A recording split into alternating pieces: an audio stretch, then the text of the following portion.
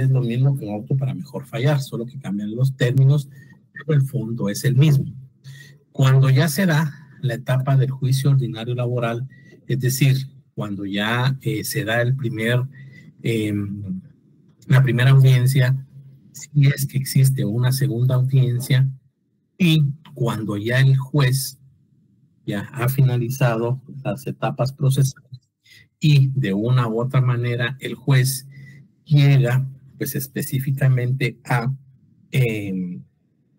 la etapa de haber valorado los medios de prueba que en su momento procesal oportuno se le pusieron a la vista y fueron aportados como tal.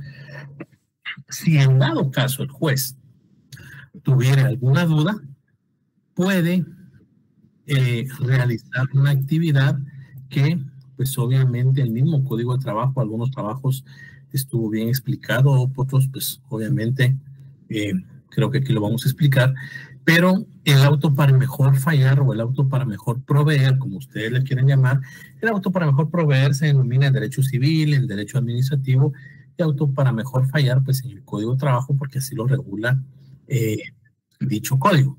Entonces, de esa cuenta, el Código de Trabajo regula que una vez realizado específicamente el diligenciamiento de las pruebas correspondientes, si en dado caso el juez tuviera duda, puede venir y en auto para mejor fallar o específicamente en documentos específicos o una acción específica para que de una u otra manera le tenga la claridad correspondiente sobre lo que de una u otra manera tiene dudas, puede pedir que se traigan a la vista del juez documentos que fueron aportados o documentos que el juez considere que de una u otra manera pueden servir específicamente para aclarar el aspecto correspondiente del cual tiene duda. ¿A qué me refiero? Me refiero a que el juez puede decir, bueno, entonces de esa cuenta, en vista de que yo tengo duda específicamente con relación a este aspecto, solicito, específicamente que de una u otra manera me pongan a la vista específicamente ciertos documentos y de esa cuenta solicita que la parte actora o la parte demandada, dependiendo quién lo vaya a solicitar, traiga a colación específicamente o ponga a la vista de dicho órgano jurisdiccional los documentos que de una u otra manera él está o ella está solicitando. ¿Por qué? Porque al final le va a servir al juez para poder emitir una sentencia justa y apegada a derecho. No todos específicamente los jueces realizan un auto para mejor fallar o un auto para mejor proveer. ¿Por qué? Porque basta específicamente con los medios de prueba que en su momento de una u otra manera presenten las partes, y con el diligenciamiento correspondiente que se dio de esos medios de prueba en la etapa procesal oportuna. ¿Por qué les digo esto? Porque muchos confunden que específicamente está la situación de aportar nueva prueba. ¿Alguien que me lea el artículo 357 del Código de Trabajo, por favor?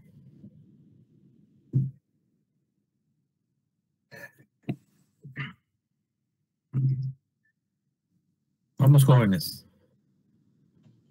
Artículo 357. Los tribunales de trabajo y previsión social tienen facultad para practicar de oficio o a instancia de parte legítima, por una sola vez antes de dictar sentencia y para mejor proveer, cualquier diligencia de prueba pertinente, decretar que se traiga a la vista cualquier documento o actuación que crean conveniente u ordenar la práctica de estas diligencias. Únicamente tendrán por objeto aclarar situaciones dudosas, en ningún caso deberán servir para aportar prueba a las partes. Ojo, repitamos, leamos eso, por favor. La práctica de estas diligencias únicamente tendrá por objeto aclarar situaciones dudosas y en ningún caso deberán servir para aportar prueba a las partes del juicio. Ojo, es un tema muy importante. Las partes del juicio no pueden venir y aportar un medio de prueba. ¿Quién leyó, perdone? Yo, licenciado, Amy. Hola, Amy, buenas noches. Ya que estamos ahí, de una vez vamos a trabajar este tema con las salas de las Cortes de Apelaciones, porque ahorita vamos a ver eso, pero léame el artículo 370, por favor.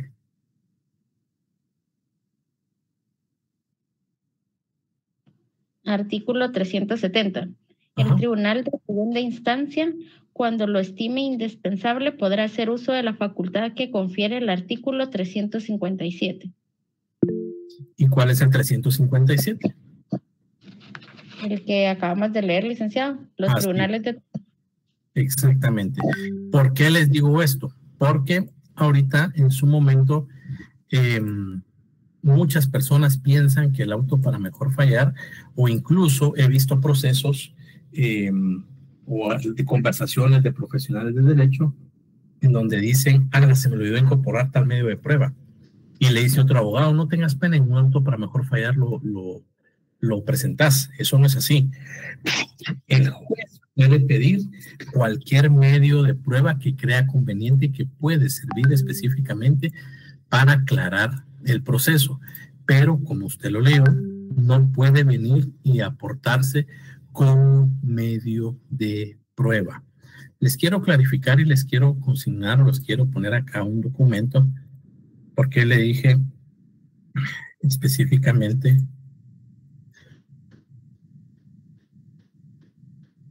No sé si logran ver ahí.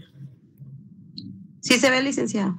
Bueno, este es un auto para mejor fallar de un proceso que yo llevaba, ¿ya? En donde, pues obviamente, ¿por qué le supliqué el 370? Porque aquí la sala, en la primera instancia, esto es un caso muy interesante. Porque en la primera instancia, esto es una simulación laboral que mi persona, en calidad de abogado litigante, pues realizó de un cliente. Y pues obviamente, ¿qué es la carga de la prueba? Jóvenes, ¿qué es la inversión de la carga de la prueba? La inversión de la carga de la prueba, pues obviamente significa que, ya lo hemos hablado, quien de una u otra manera ya pretende algo, lo debe probar, derecho civil. La inversión de la carga de la prueba no. Aquí, pues en derecho de trabajo ya lo hemos visto que solo son los 3 casos correspondientes y después, pues, obviamente, el patrono, en este caso, debe demostrar que no es así. Acá en primera instancia nosotros, pues por la parte de una u otra manera material de mi cliente, él trabajaba en el Seguro Social. Y pues en el Seguro Social, pues obviamente habían algunos acuerdos de junta directiva y habían unos pactos colectivos. Y pues en este tema fue una simulación laboral y solicitamos la declaración de esa simulación laboral, el pago de las prestaciones, aunado a esas prestaciones que de una u otra manera regula el pacto colectivo, ¿ya? Entonces, de esa cuenta, ese pacto colectivo, pues, como no estaba a la vista de nosotros, ¿ya? Solo se mencionó y que el Instituto Guatemalteco de Seguridad Social debía de aportarlo para que de una u otra manera el juez tuviera conocimiento. En primera instancia, pues obviamente el juez falló a mi favor, pero el juez emite la sentencia o la juez emite la sentencia que con relación al pago de una asignación complementaria anual, con relación que regula el 1185, con relación al pago de bono vacacional y a unos días que mi cliente, pues obviamente no le habían pagado, no al lugar porque no adjuntamos específicamente los medios de prueba que regula dicha petición. Entonces, pues, obviamente nosotros apelamos también, el Seguro Social apeló. No sé si logran ver ahí. Ya no se ve, licenciado. No se ve, Lick. No se ve, Lick, no se ve. No está, es que no está compartiendo, Lick.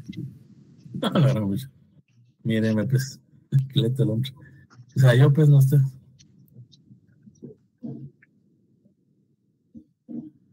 Ahora sí. Ahora sí, Lick. Perdón. Miren lo interesante de esto. Sala primera de la Corte de Apelación. Entonces, vine yo y apelé. Y le dije, señores Sala de Apelaciones, pues les agradezco mucho el que hayan emitido una sentencia a la señora juez de primera instancia. Sin embargo, ¿qué regula el principio iura novit curia? Jóvenes. El juez conoce el derecho, Lick. El juez conoce el derecho. ¿Y qué significa esto?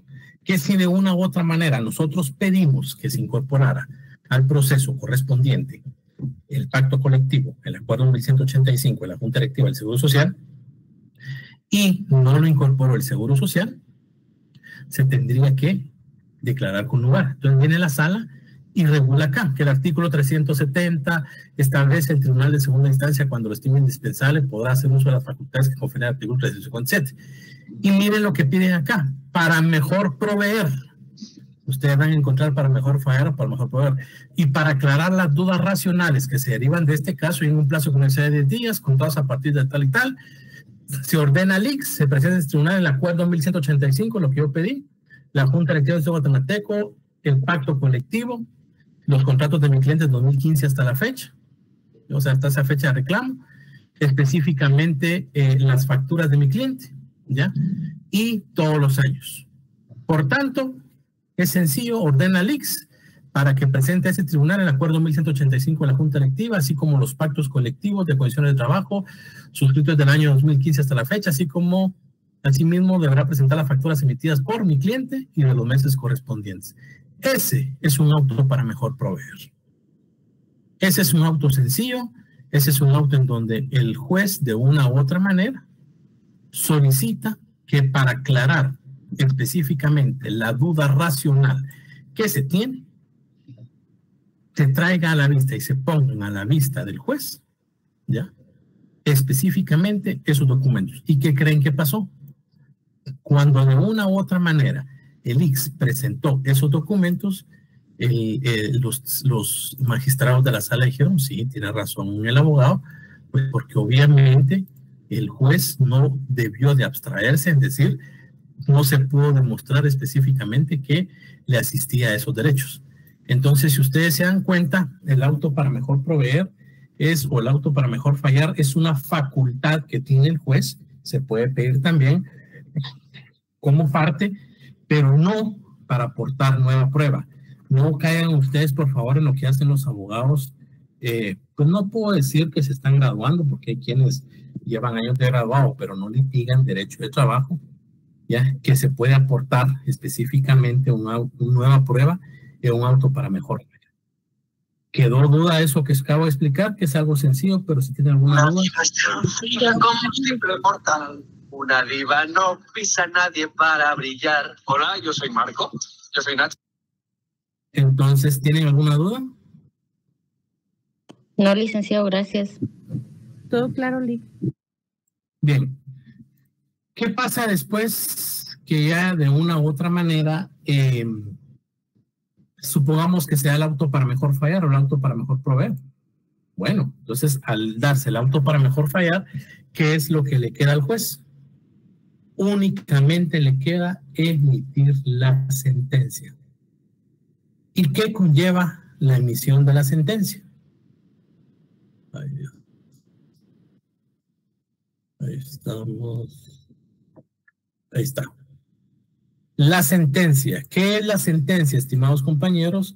Pues obviamente la sentencia es ese documento final en donde el juez plasma su criterio después de haber realizado un análisis minucioso, exhaustivo, después de haber valorado los medios de prueba que de una u otra manera se pusieron a su consideración.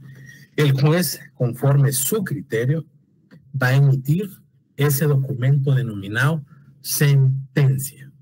Aquí no vamos a entrar a conocer ahorita lo de la doctrina. Les rogaría, por favor, que ustedes puedan leer específicamente todo lo relacionado con la doctrina de las sentencias. Pero aquí es cuando yo les he platicado sobre la premisa mayor, premisa menor y resultado. ¿Por qué? Porque de esto viene específicamente y en esto concluye ya todo lo relacionado con las peticiones de las partes. ¿El juicio ordinario laboral es un juicio de conocimiento o es un juicio de ejecución, jóvenes?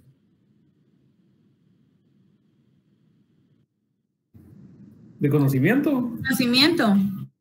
Así es. Entonces, al ser un juicio de conocimiento, se van a plasmar todas y cada una de las pretensiones que de una u otra manera realizan las partes. Aquí en donde viene específicamente lo que vimos en su momento. ¿Alguien me lea el artículo 359, por favor?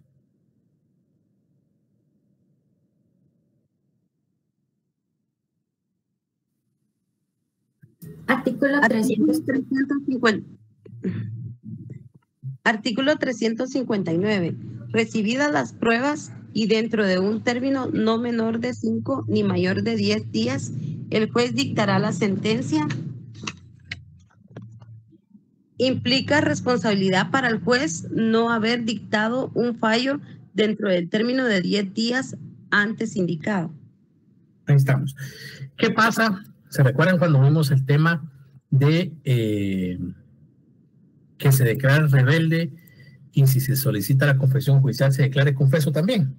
Aquí caemos y traemos a cuenta lo que vimos en su momento. Alguien que me lea el artículo 358, por favor. Artículo 358. Cuando el demandado no comparezca a la primera audiencia sin justificación y hubiera sido legalmente citado para prestar confesión judicial en la misma, bajo los apercibimientos correspondientes, el juez, sin más trámite, dictará sentencia dentro de 48 horas de celebrada la audiencia respectiva.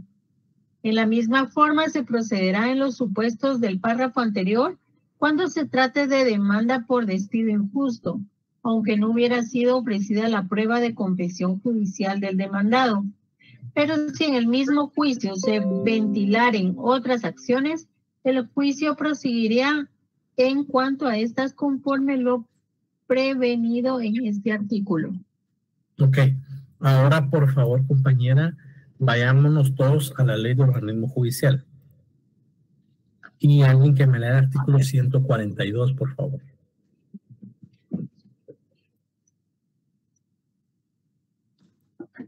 ...147, perdón.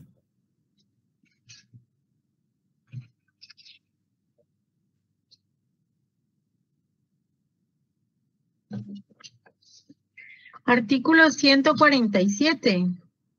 Redacción de las sentencias. Las sentencias se redactarán expresando nombre completo, razón social o denominación y domicilio de los litigantes, en su caso, de las personas que hubiesen representado, y el nombre de los abogados de cada parte. B. Clase y tipo de proceso y el objeto sobre el que versó en relación a los hechos. C. Se consignará en párrafos separados resúmenes sobre el memorial de demanda, su contestación, la reconvención, las excepciones interpuestas y los hechos que estuvieran sujetados a prueba. D. Las consideraciones de derecho que harán mérito del valor de las pruebas rendidas y de los cuales los hechos sujetos a discusión se estiman probados. Se expondrán asimismo las doctrinas fundamentales de derecho y principios que sean aplicables al caso y se analizarán las leyes en que se apoyen los razonamientos en que descanse la sentencia. El inciso E, la parte resolutiva que contendrá decisiones expresas y precisas congruentes con el objeto del proceso.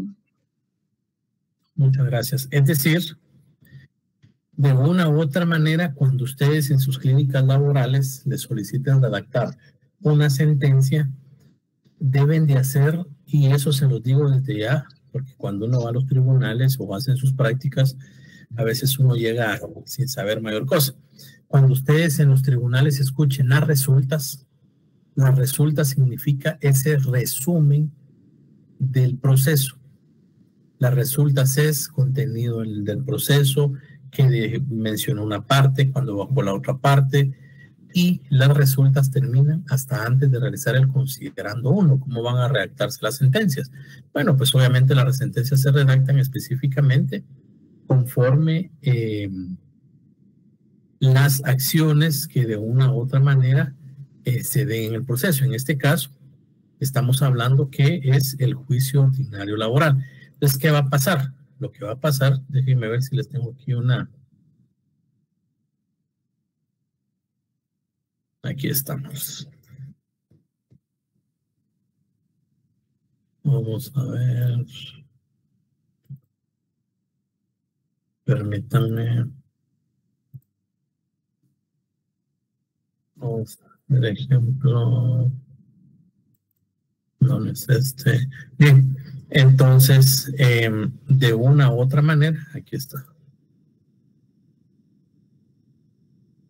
Voy a proyectar.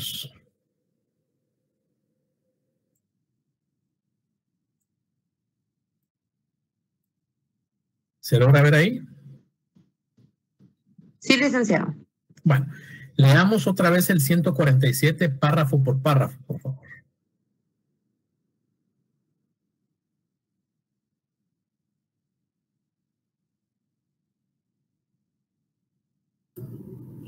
¿Lo podría apoyar, licenciada? Sí, por favor. Artículo 147, redacción. Las sentencias se redactarán expresando. Inciso A, nombre completo, razón social. Nombre completo, razón social, aquí está. O denominación y domicilio de los litigantes. Ok, ¿qué más? En su caso, de las personas que lo hubiesen representado y el nombre de los abogados de cada parte. Aquí está, miren, de la demanda, manifiesta el actor, ya. De la acusación de... Continuamos, por favor. Inciso B, clase y tipo de proceso y el objeto sobre el que versó en relación de los hechos. Aquí está, clase y tipo de proceso y objeto sobre el que versó. En este caso es un juicio de conocimiento. Para que en la vía ordinaria laboral, pues obviamente se declare la relación laboral. Continuamos, por favor. Inciso C, se consignará en párrafos separados resúmenes sobre el memorial de la demanda, su contestación, la reconvención, las excepciones interpuestas y los hechos que se hubieran sujetado a prueba. En conclusión, resúmenes de la demanda, su contestación y hechos sujetos a prueba. Miren. Pruebas aportadas, lo que mi cliente en su momento presentó. Aquí fue una demanda muy bonita porque pues mi cliente, exhibición de documentos, confesión judicial, ya, presunciones. Continuamos, por favor. Inciso D, las consideraciones de derecho que harán mérito del valor de las pruebas rendidas y de las cuales de los hechos sujetos a discusión se estiman probados. Se expondrán asimismo las doctrinas fundamentales de derecho y principios que sean aplicables al caso y se analizarán las leyes en que se apoyen los razonamientos en que descanse la sentencia. Ok. Aquí tardó muy rápido, pero les prometo que les comparto esto para su estudio. Ya, aquí es el resumen que hace específicamente todo. Y el juez, con relación, aquí dice, devienen que son nulas toda vez que restringen y disminuyen los derechos, aunque se hacían contratos, existió una simulación laboral. Continuamos, por favor. Inciso E. La parte resolutiva, que contendrá decisiones expresas y precisas, congruentes con el objeto del proceso. Aquí está, miren. La juzgadora con base en declara con lugar parcialmente la demanda en contra de y sentenció al Seguro Social al pago de indemnización, aguinaldo, vacaciones, bonificación anual, salario diferido, bono vacacional. Y miren esto, sin lugar la demanda ordinaria por, como consecuencia se le absorbe el pago de salarios dejados de percibir, asignación complementaria anual, bono de la autonomía y ventajas económicas. ¿Qué? Fue que en donde pues obviamente la facultad que yo tenía como abogado de mi cliente, solicité la apelación correspondiente y después el juez de una u otra manera dictó el auto, o más bien la sala dictó el auto para mejor fallar. No sé si siguieron la secuencia porque primero les enseñé el auto para mejor fallar y después les enseñé la sentencia, pero por eso les quería traer este ejemplo, porque aquí pues obviamente en esa sentencia de segunda instancia pues la sala correspondiente me da la razón y dice sí, el señor tal y tal laboró y por lo tanto le asiste específicamente el derecho. Requisitos de la sentencia.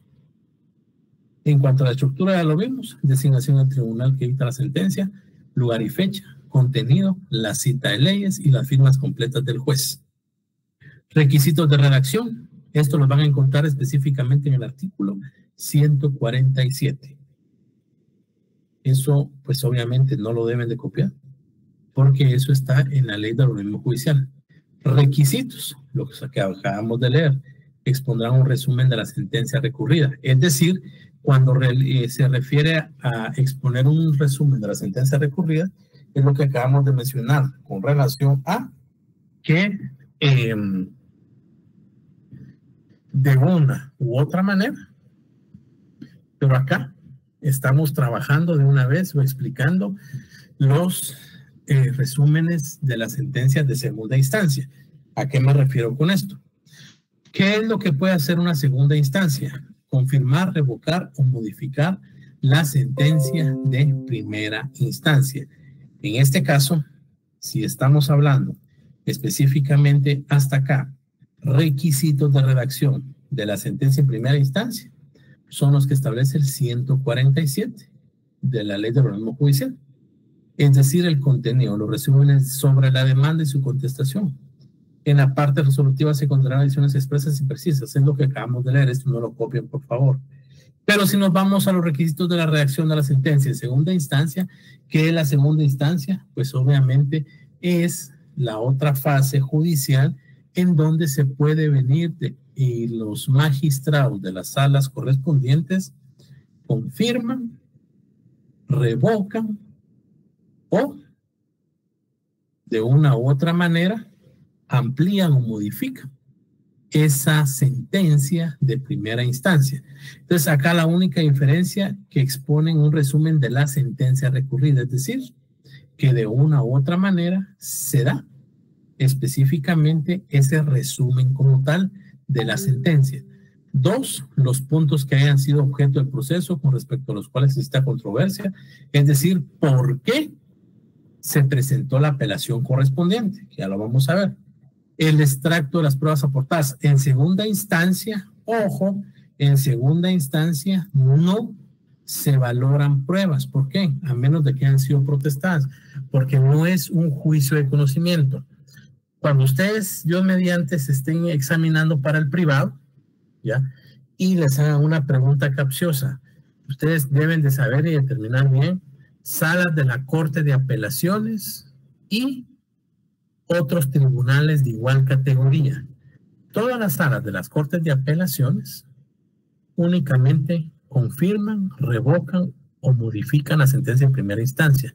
Cuando nos referimos a esos tribunales de igual categoría, nos referimos a los tribunales contenciosos administrativos, salas de lo contencioso administrativo, que sí son magistrados, pero son las únicas salas en donde se da un juicio de conocimiento. ¿Por qué?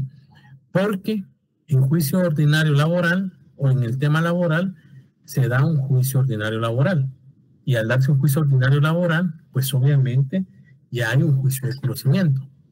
¿Y qué es lo que pasa para que de una u otra manera pueda darse? Esa revisión se va a segunda instancia, pero en los tribunales de lo contencioso administrativo, ¿qué es lo que pasa? Lo que pasa es que son todos los temas eminentemente administrativos, para la redundancia. Y esos temas administrativos, ¿qué es lo que se vincula ahí o qué es lo que se vislumbra ahí? Si existió o no existió respecto a la juridicidad. Pues, ¿qué es lo que pasa en estos casos? En estos casos es que conforme a la ley del contencioso administrativo, cuando una resolución sale sin lugar, puede presentarse revocatoria de reposición según el caso. Pero contra esas resoluciones se puede presentar un proceso contencioso administrativo. Y si estamos hablando en materia tributaria, son 30 días hábiles. Si estamos hablando en materia no tributaria, son 3 meses. Esa es la única excepción, en donde ahí sí se va a dar un juicio de conocimiento. Los magistrados de las salas de lo contencioso administrativo realizan juicios de conocimiento, porque sí se valoran pruebas. No sé si quedó claro, no sé si van conmigo.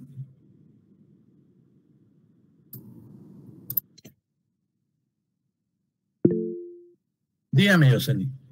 Ay, Lick, perdone, ahí me confundí un poquito. La segunda instancia dijo que entonces ello lo conoce la Corte de Apelación. Sí, en todas las materias. La segunda instancia las conocen las salas de las Cortes de Apelaciones. Ok. ¿Y en la sala de lo contencioso administrativo? Esa es una primera instancia. Lo que pasa es que conforme la ley, y ahí ya lo van a ver ustedes. ¿Ustedes ya vieron derecho administrativo, derecho procesal administrativo? No, derecho administrativo llevamos ahorita.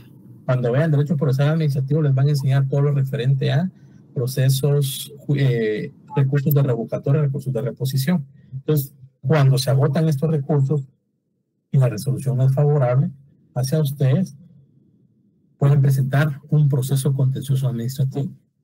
Ese proceso contencioso administrativo sí es un juicio de conocimiento, porque se va directamente a un órgano jurisdiccional en donde no ha existido un juicio previo. Porque de una vez, y lo voy a hablar coloquialmente para que logremos captar la idea, porque en un juicio ordinario laboral ya conoció un juez, y los magistrados lo que van a hacer es únicamente confirmar, revocar o modificar la sentencia. Pero en un proceso contencioso administrativo no ha existido un juicio de conocimiento. Por lo tanto, cuando llega a los magistrados de las salas del Tribunal de lo Contencioso Administrativo, ahí se tendría que dar, o ahí se da la primera instancia. Por lo tanto, en un proceso contencioso administrativo sí se da un juicio de conocimiento.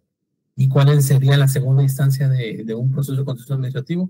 Sería la casación. Y después de la casación, que se va directamente a la Cámara Civil y conoce la Cámara Civil, ahí se puede presentar el amparo.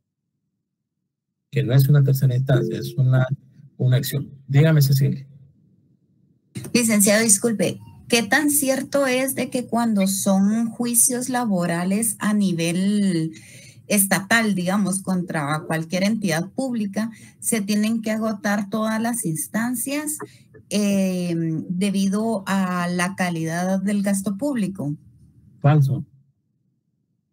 Falso, eso es algo que se sacaron de la manga. Porque, y si disculpen la forma en que se lo dije, yo he sido asesor del Estado y he sido abogado litigante, pero ¿saben cuál es el miedo que tienen todas las personas? Dicen es que debemos de agotar todas las instancias porque si no, el miedo es la Contraloría General de Cuentas. Es que si no, la Contraloría, de una u otra manera, nos repara. Eso no es algo que está en ley. ¿Por qué? Porque si ya se ganó un juicio de primera instancia, si ya se ganó un juicio de segunda instancia, ¿ya? El amparo, a menos de que haya existido violación a un derecho, puede proceder. Entonces, Cecilia y compañeros, no es que se debe de agotar todas las fases del proceso por la calidad del gasto. Esa calidad del gasto lo tendrían que haber pensado ellos antes de haber contratado a la persona en una simulación laboral. Entonces, es algo que se han inventado que no está en ley y lo hacen por el miedo que tienen de que sea la Contraloría General de Cuentas que le presente un supuesto hallazgo al funcionario de turno y después en una auditoría correspondiente, que sería una auditoría normal de calidad del gasto, resulte que en su gestión pagó y por qué no hizo usted y presentó todos los recursos para defender los intereses del Estado. Eso es algo que no está en ley y eso es algo que sí se tendría que modificar y sería un buen punto de tesis. Pero en conclusión, Cecilia, no hay nada que regule eso. Adelante. Una última pregunta, Lic. Fíjese que ahorita hay un caso muy mediático de un doctor que demandó al Colegio de Médicos y Cirujanos de Guatemala. Lo que a mí me llamó la atención de esa demanda, primero es que se la dieron con lugar, ¿verdad? Pero segundo, de que él la colocó en los tribunales de trabajo y previsión social, porque él requería el servicio de vejez, invalidez y sobrevivencia que da el Colegio de Médicos. Entonces, no sé si realmente, digamos, en cualquier colegio profesional se podría hacer como ese proceso. Es la jubilación con relación a todos los estatutos o la ley de colegiación profesional obligatoria. Regula que obviamente una vez tengan su propio plan de prestaciones, es un tema muy importante. Si nos vamos al Seguro Social, el artículo 52 de la ley del Seguro Social regula que todos los temas específicos que tengan que ver con pensiones y jubilaciones no establece sino regular sobre trabajadores y patronos. Al no regularse la petición dentro del área administrativa, ahí no nos vamos por un contencioso administrativo, ahí nos vamos por un juicio ordinario laboral. Pero ojo, aquí es un juicio ordinario en materia de previsión social. Aquí ustedes van a escuchar esa confusión que dicen los jueces, juicio ordinario laboral de previsión social. No es laboral, es un juicio ordinario en materia de previsión social. ¿Y por qué el Colegio de Médicos está así? Porque sus propios estatutos lo regulan, que como son un plan de prestaciones, el único que puede regular los planes de prestaciones a nivel nacional es el Instituto Guatemalteco de Seguridad Social y por ende se va a regir por su ley. Entonces, de igual manera lo establecen los estatutos de todos los colegios profesionales. Por eso es que ustedes van a escuchar que presentan ante los juzgados de trabajo, ¿ya?, un juicio ordinario laboral, pero no es un juicio ordinario laboral. Quiten la última palabra. ¿Cómo están conformados los tribunales de trabajo? Jueces de primera instancia de trabajo y previsión social. Aquí cuando se presentan este tipo de procesos es juicio ordinario en materia de previsión social. Aquí le ponemos en materia de seguridad social, pero no va ordinario. Yo no sé si lo que pasa es que es la terminología que hemos mal utilizado, pero por eso que se presenta ahí. Y en esos procesos son exactamente lo mismo, o sea, un poco formalista, exacto, es igual. Es el mismo juicio ordinario que ya ustedes conocen. Ok, muchas gracias. Solo que lo que se va a ventilar ahí no es un código de trabajo. Lo que se va a ventilar ahí es la ley de los estatutos, yo aporté, son tantas aportaciones, entonces es un juicio ordinario de conocimiento, solo que en materia de previsión social.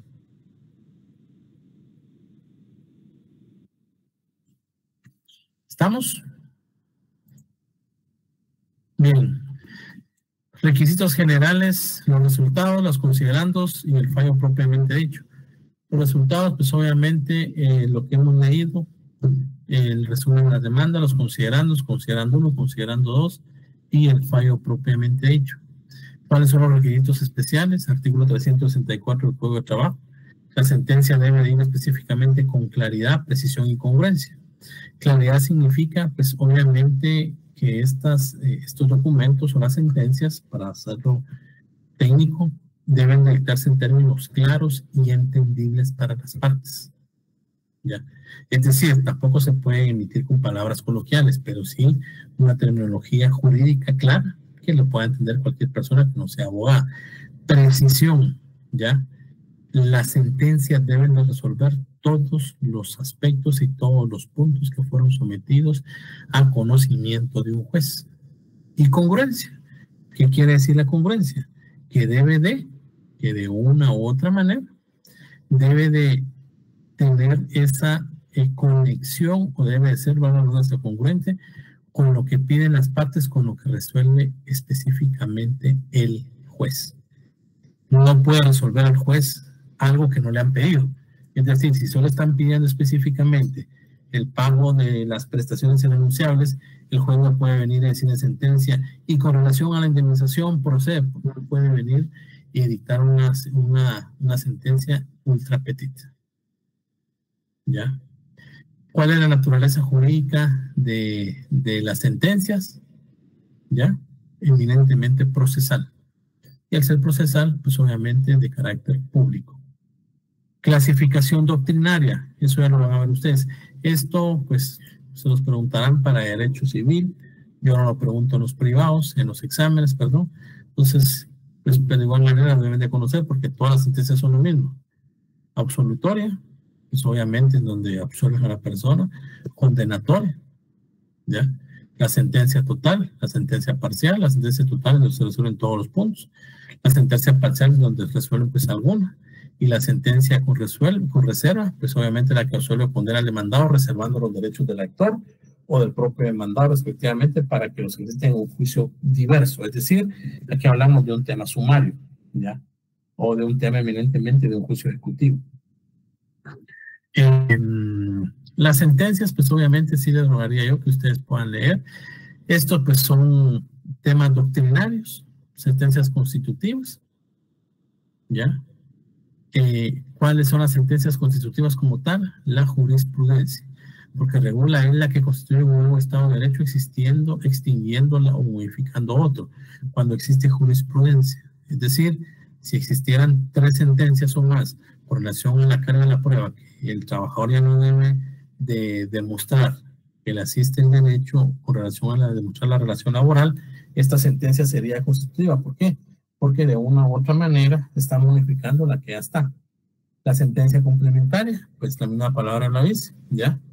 Se emite específicamente, ¿ya? Y resuelve lo que el interior omitió decidir. Es decir, en este caso, una sentencia de segunda instancia, en el caso que les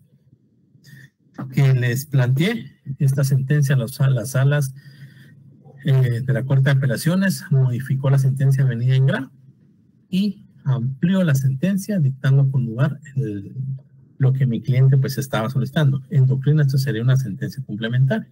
Sentencia provisional, ¿ya? La sentencia dispositiva, declarativa, anulable, y la sentencia ejecutoria. Esto ya es específicamente una sentencia que se conoce como las ejecutorias. Ya la vamos a ver en el juicio ejecutivo laboral. La clasificación legal, esto sí nos interesa, pues obviamente ya lo hemos visto en clase.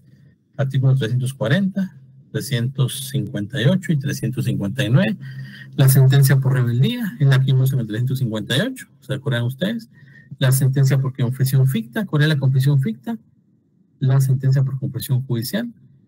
La sentencia por contestación en sentido afirmativo de la demanda, es decir, el allanamiento. Señor juez, ¿usted acepta? Sí, acepto todos los términos. ¿Quiere conciliar? No, pero acepto. Entonces ahí se emite la sentencia. En el plazo se da el diligenciamiento de las pruebas, pero ya se dio una sentencia como tal. Y la sentencia común definitiva, ya que es esa sentencia que va a decidir el fondo principal del asunto. Esto no hay mayor aspectos que notar. ¿Cuáles son los efectos de la sentencia como tal? ¿Ya?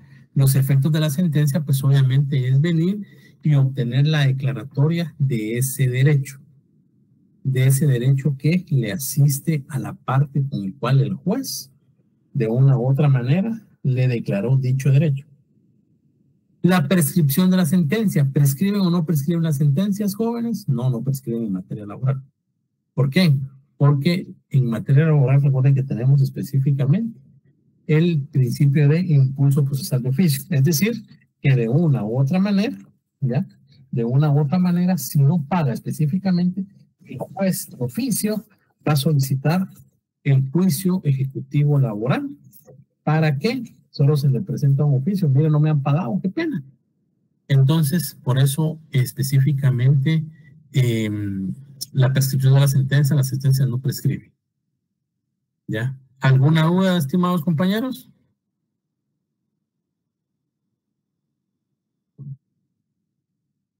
Bien, el miércoles yo consideraría que entramos a ver los recursos, que les rogaría por favor lo puedan ver, y una vez vamos a ver la segunda instancia. ¿Ya?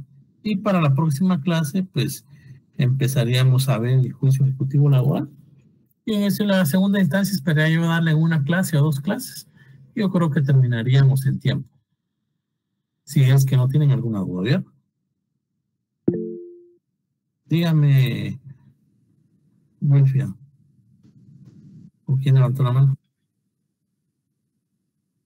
Bien. Entonces, jóvenes, les agradezco. Dígame, Claudia. Buenas noches, Lic. Yo sí quisiera platicar con usted ya al finalizar, si fuera tan amable. ¿Respecto a? Respecto al examen extraordinario. Pero esa petición la tiene que hacer en coordinación, no es conmigo. Sí, ya la hice en el tiempo estipulado. No me han notificado nada.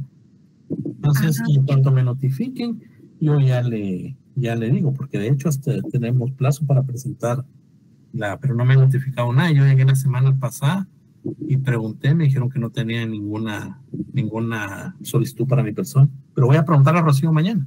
Está bien, muchas gracias. A usted para servirle.